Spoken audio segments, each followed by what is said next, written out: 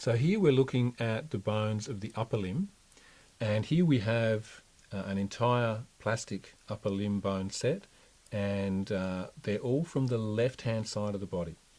So to start with, here we have a clavicle, and we're actually looking at the medial end here, and then the lateral end over here. So the lateral end is kind of flatter when we're looking at the height of it from superior to inferior, and the medial end is taller. It's a bit thicker at the medial end there where it attaches to the sternum. So that's the clavicle. Here we have a left scapula, and so we're looking at an anterior surface here. This is the anterior point of view. On the anterior surface we have this great big lump that sticks out. That's the coracoid process.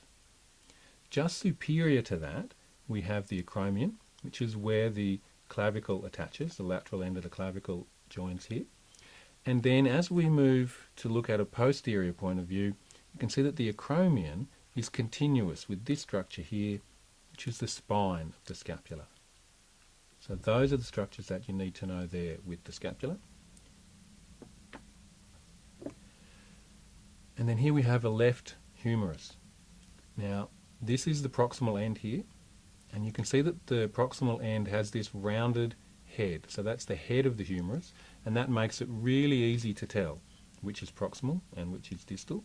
Then we have the shaft of the humerus here, and at the distal end we have a medial epicondyle which sticks out a long way.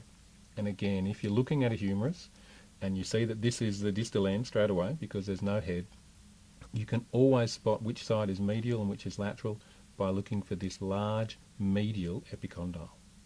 So if we move laterally from the medial epicondyle, we then come to the trochlea, which is this smooth articular surface here that's going to articulate with the ulna.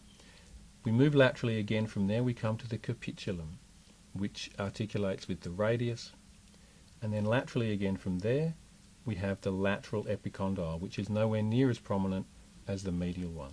So that's the humerus. And then the bones of the forearm, we have two here.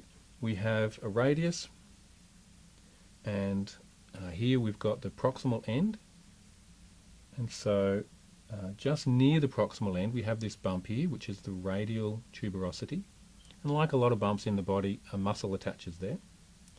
Then we have the shaft, and at the distal end on the lateral side there's this bump here which is a styloid process. So we have radial tuberosity, shaft and styloid process for the radius.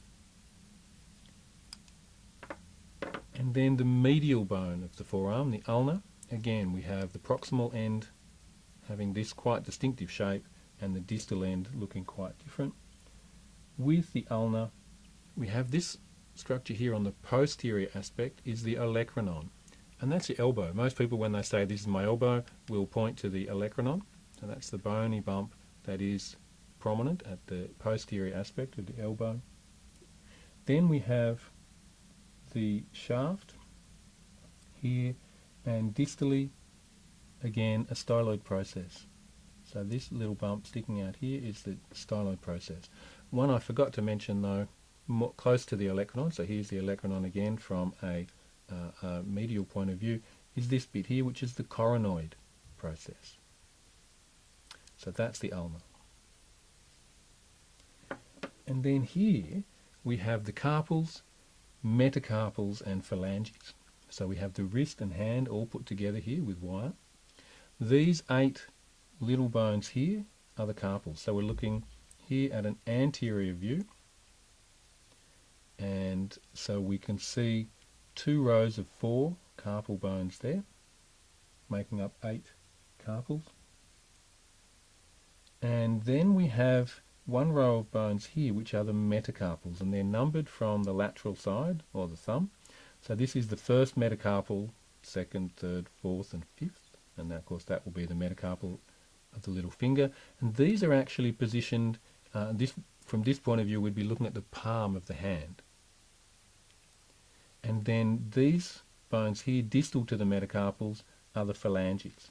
And notice that there are two here at the first digit, which is the thumb. So there's a proximal phalanx and a distal phalanx. Here with each of the fingers though, there's going to be a proximal one, a middle one, and a distal one. So there's going to be 3 phalanges with each finger, but only 2 with the thumb. And that's the bones of the upper limb.